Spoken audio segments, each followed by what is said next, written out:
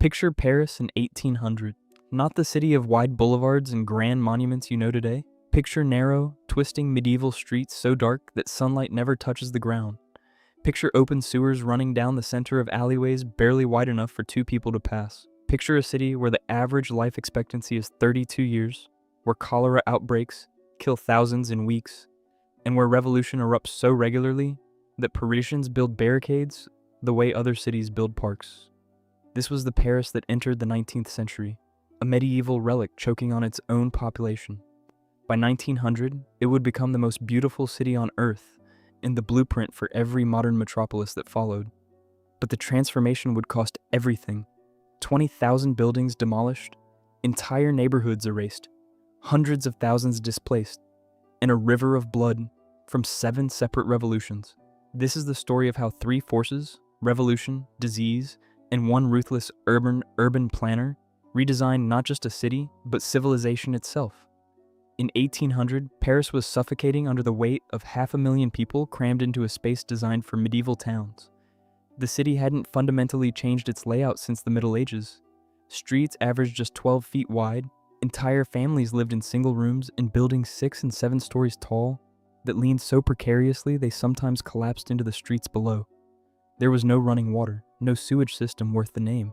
Parisians dumped their chamber pots directly into the streets with a shouted warning, "Gardez l'eau," watch out for the water. The Seine River served triple duty as the city's water source, its sewer and its cemetery. Bodies from overcrowded graveyards regularly washed into the current. The smell was legendary. Visitors described Paris as a city you could smell from miles away. Victor Hugo, who knew these streets intimately, called the old Paris a great petrified sponge with 1,000 holes, simultaneously sucking in and rejecting the population. But the real killer was disease. In these cramped, filthy conditions, cholera found paradise. The first great outbreak in 1832 killed 20,000 people in a matter of months. Nearly 4% of the entire population. The rich fled to their country estates, the poor died in the streets, and Paris learned a terrible lesson. Medieval cities couldn't survive in the industrial age. The bourgeoisie began to understand that poverty wasn't just a moral problem, it was an existential threat to public health and social order. You couldn't quarantine disease when it bred in the heart of your capital. But disease wasn't Paris's only problem. The city was a powder keg that exploded with metronomic regularity throughout the 1800s. Start counting. The Revolution of 1830, when 3 days of street fighting, the Trois Glorieuses, toppled one king and installed another. The Revolution of 1832, immortalized in Les Miserables, crushed bloodily but foreshadowing what was to come.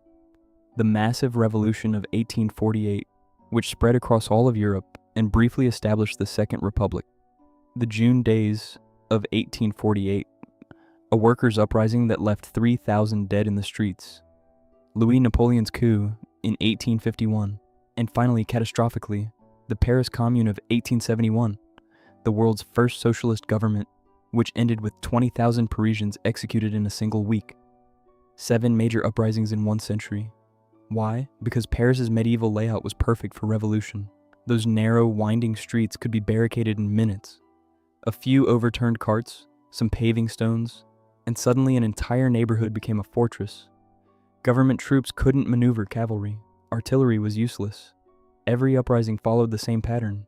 Barricades go up, the city fragments into dozens of mini fortresses, and the government loses control. The wealthy watched these revolutions with growing horror. They understood that as long as Paris remained a maze of medieval alleys, they would never be safe. The working classes were too close, too organized, and too experienced at urban warfare. What Paris needed wasn't just public health infrastructure, it needed a complete redesign that would make revolution structurally impossible. Enter Georges-Eugène Haussmann. In 1853, Napoleon III appointed Haussmann as prefect of the Seine with an extraordinary mandate: remake Paris entirely. Haussmann was a provincial bureaucrat with no architectural training, no artistic sensibility, and no sentimentality about history. He was perfect for the job. His plan was breathtaking in scope and brutal in execution. Over 17 years, Haussmann would demolish 20,000 buildings, displace 350,000 people, half the population of central Paris, and redesign the entire city from scratch. He spent so much money that he invented creative accounting techniques that would later be made illegal. The new Paris followed rigid principles, wide, straight boulevards, 60 to 120 feet across, that cut through the medieval tangle like surgical incisions. These weren't just pretty streets. They were designed for three specific purposes: moving troops rapidly to trouble spots, providing clear fields of fire for artillery, and making barricades impossible to construct. Haussmann connected every major railway station directly to the city center and to military barracks. He created long sight lines so cavalry could charge the length of entire districts. The famous radiating star pattern of Parisian boulevards wasn't aesthetic. It was tactical geometry designed to control crowds. But the transformation wasn't purely military. Haussmann built the infrastructure of a modern city, 600 kilometers of underground sewers so advanced that tourists paid to take boat tours through them, a citywide water system with separate pipes for drinking water and street cleaning, gas lighting on every major street, parks and squares that ventilated the dense urban fabric. He also systematized Paris's architecture. The famous Haussmann buildings, those elegant 6-story structures with mansard roofs, wrought iron balconies, and cream-colored stone facades, were mandated by regulation. Every building had to follow the same height limits, the same setbacks, the same proportions. The result was visual harmony on an unprecedented scale. The neighborhoods that resisted were simply erased.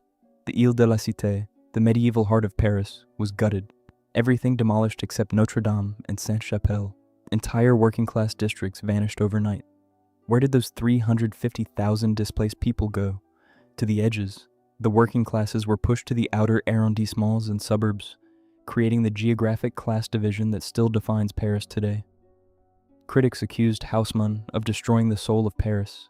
Victor Hugo mourned the demolishers who were suppressing the old Paris, the Paris of Voltaire and of Napoleon. But Haussmann was unmoved. He was building the future. By the time Haussmann was forced out in 1870, brought down by accusations of corruption and overspending, he had created something entirely new, the first truly modern city, and the world was watching. Vienna, Barcelona, Buenos Aires, Cairo, Mexico City, dozens of cities adopted Haussmann's model. Wide boulevards, grand public buildings, segregated zones for different classes and functions, underground infrastructure hidden from view. The City Beautiful movement in America took direct inspiration from Haussmann's Paris. Even cities that hated French imperialism copied the urban planning. Haussmann proved that cities didn't have to evolve organically over centuries.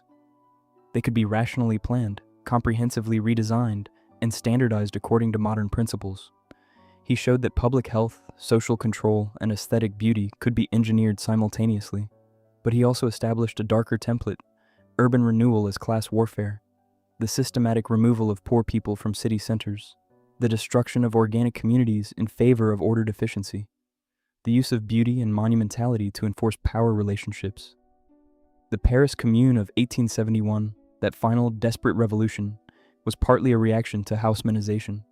The communards were defending not just political ideals, but a way of urban life that Haussmann had destroyed. When the Commune fell and 20,000 Parisians were executed, it marked the end of revolutionary Paris. The new boulevards had done their job. Never again would Paris successfully revolt. The Paris you see today, the cafes lining wide boulevards, the Eiffel Tower rising above uniform rooflines, the grand vistas down perfectly straight avenues, is Haussmann's Paris.